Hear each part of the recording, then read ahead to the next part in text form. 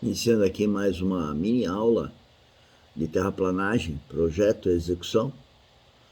E as nossas mini aulas são focadas no empreendedorismo geotécnico, ou seja, entendemos que grande parte da população, né, podem envolvidas em terraplanagem, principalmente, mas aquelas que ainda não estão envolvidas podem se envolver sendo empreendedores geotécnicos. Por que eu digo isso? Por qualquer rua, qualquer edificação precisa de engenharia civil geotécnica.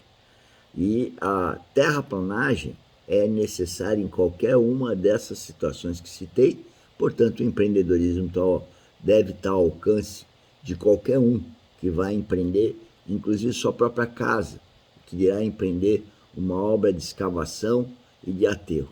E o que nós colocamos aqui é 35 anos de experiência lidando com essas questões, desde uma casa, uma rua, uma barragem, uma contenção, problema de uma encosta, erosão, né? Estação de tratamento de esgoto, com seus diques de lagoas de estabilização, enfim, uma série de assuntos que mexem com escavação e aterro.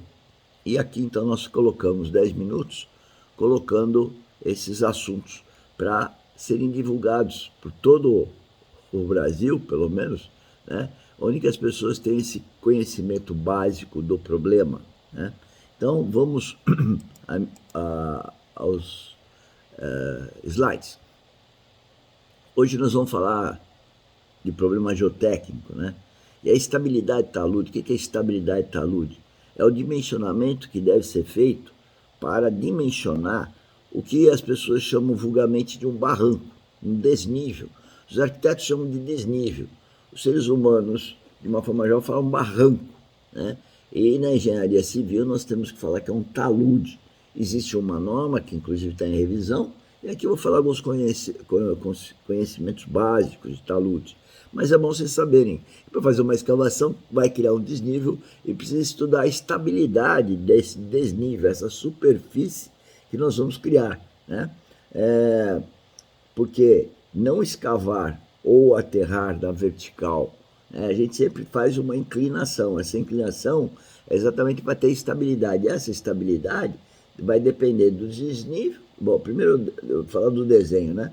Aqui está o terreno natural, aqui está o ângulo então do talude de aterro e aqui está o ângulo do talude de escavação. O terreno está aqui, eu vou escavar aqui e vou aterrar aqui, né? Então, a segurança ao deslizamento, para isso não venha a deslizar, isso vale também para valas, né? Que são escavações estreitas, mas também tem seu desnível, né? Os ângulos de atrito, esse alfa, esse beta que está aqui, ou φ, está aqui, o alfa, beta, eles dependem do desnível, né? O desnível de aterro ou o desnível de corte, né? Eles dependem da resistência desses solos, a resistência dos solos, primeiro de corte, porque não é desse solo que eu quero a resistência, é desse que fica. Então eu tenho que saber essa resistência desse que fica para ver qual a inclinação que eu vou ter que deixar aqui. E essa escavação, ela vai fazer parte desse aterro. E eu preciso saber a resistência desse material que eu vou fazer o aterro.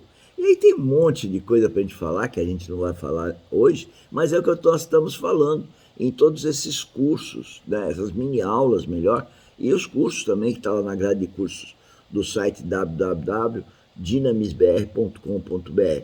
Nós temos os cursos, temos o site, mais todo dia às 16 h 17 eu estou disponível para agendar uma reunião e tirar dúvida de qualquer coisa que a gente fala aqui na academia, né? Essa reunião pode marcar, o link para essa reunião está na descrição do vídeo, é o primeiro link que tem lá. Então eu tenho que ter o desnível, quanto maior o desnível, pior o problema em termos de ter um talude mais abatido, né?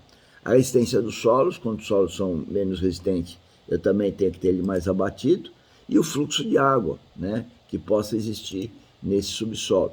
E as possibilidades de infiltração de água de chuvas. Então são esses os pontos que devem ser vistos. em qualquer escavação, na verdade, né? Porque em qualquer escavação eu vou criar um desnível, mesmo que eu vá fazer não um aterro justaposto, mas um aterro, né? Uma escavação de uma área de empréstimo para fazer um aterro em algum outro lugar. Por exemplo, quando se faz barragem, eu escavo em um lugar e vou fazer o barramento em outro lugar. Bom, aqui um exemplo, né, do que esses problemas de talude podem acarretar, uma ruptura. Não sei se vocês percebem aqui a crista aqui de ruptura, né, e o material que rompeu e veio parar aqui. Então, quando acontece isso, né, nós devemos fazer um levantamento plano e altimétrico cadastral para fazer uma retroanálise de segurança dessa ruptura. Muita gente, quando acontece, sai correndo para tirar a terra daí. Isso é um crime, porque nós, engenheiros, falamos que houve um ensaio em verdadeira grandeza. E esse ensaio deve ser retroanalisado para a gente poder, então, ter a coesão de atrito, a resistência daquele solo. Aqui é uma topografia para retroanálise, onde mostra aqui o que rompeu e aqui a terra que deslizou, né? Com isso eu crio uma superfície aqui, um plano, né? E posso saber onde está a superfície de ruptura e fazer a tal da retroanálise. Esse é um caso real, né? Onde houve uma ruptura, como vocês podem ver, né? Isso aqui tinha acho que cerca de 20 metros de altura. E aí a gente fez uma retroanálise para entender onde pode ter havido a ruptura e descobrir a resistência dos solos que lá estavam, para poder tratar daquele assunto. Bom, um resuminho do que nós falamos hoje, então, é que qualquer escavação, né, tem um desnível. Esse desnível tem um talude, uma inclinação, que vulgarmente é chamado de barranco, né? Para nós na engenharia é um talude, e essa superfície ela tem que ser dimensionada para ter segurança, tanto no corte como no aterro. Quando eu vou fazer uma barragem, quando eu vou fazer uma vala, qualquer escavação, eu tenho que ver o desnível e tenho que ver o nível de segurança dela, inclusive para o homem poder estar ali, né? Quando há uma ruptura, vocês viram algumas fotos, então eu tenho que fazer uma retroanálise, né? Eu vou configurar aquela, por topografia, a superfície que rompeu, e configurando essa superfície, eu posso fazer um cálculo contrário, onde que eu admito que, por ter rompido, que o coeficiente de segurança é 1, então eu vou determinar quais os parâmetros de resistência daquele solo. E isso, mais sondagens, mais coleta de amostras, mais ensaios de laboratório, então eu vou poder fazer o projeto de reconstrução daquele talude. Geralmente o talude, quando rompe, a primeira possibilidade muito provável para a gente corrigir o problema é a reconstrução.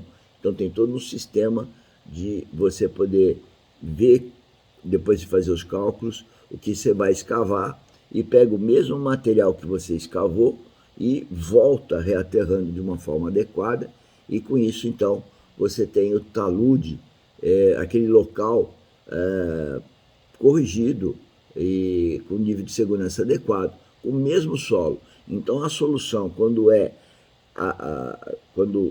um talude, né, que rompeu, muitas vezes, como eu estou falando, a maioria você pode escavar e usar o próprio solo para reaterrar. E seria, no nosso ver, a obra mais econômica, mais barata que podia se ter para aquele local. Então, para fazer tudo isso, eu preciso sempre ter topografia, quer seja quando rompeu e eu vou fazer a retroanálise, quer seja para um projeto novo, eu sempre tenho que saber a geometria, então é a topografia, e é uma primeira coisa, empreender. A segunda é fazer sondagem a percussão, sondagem tipo DPL, né, para definir então os horizontes, as camadas tipicamente iguais, ou as regiões representativas, ou a geomecânica daqueles solos daquele local, e com isso então de uma forma tridimensional, porque hoje os programas permitem isso, mas pode ser plano, como sempre eu fiz, né? Vamos fazer os cálculos de estabilidade e aí ver a conformação mais adequada para reconstruir aquele talude e conferir a ele um nível de segurança adequado. Venha trabalhar conosco. A nossa ideia é trabalharmos juntos. A finalidade da academia é passar o conhecimento aqui com uma visão trina, né? É o conhecimento temático, mais a gestão do problema e mais em vida espiritual.